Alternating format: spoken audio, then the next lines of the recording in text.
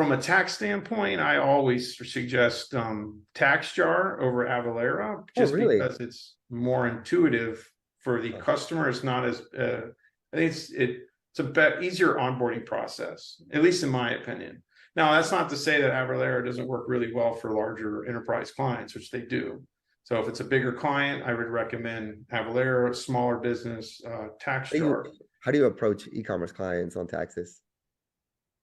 I tell them, like, you look at, you can basically so you need to talk to your accountant on what you want to do, or see because there are new rules now about in like 4 different states you have to collect tax on. So if you're selling in those states, just know that you're required to collect tax.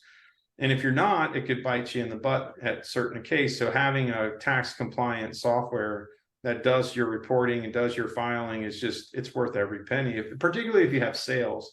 Now, if they had 1 or 2 sales, I mean, it's hard for them to justify that if in that one particular state that needs to collect sales tax. But if it's a larger company, they have to have a tax compliance software.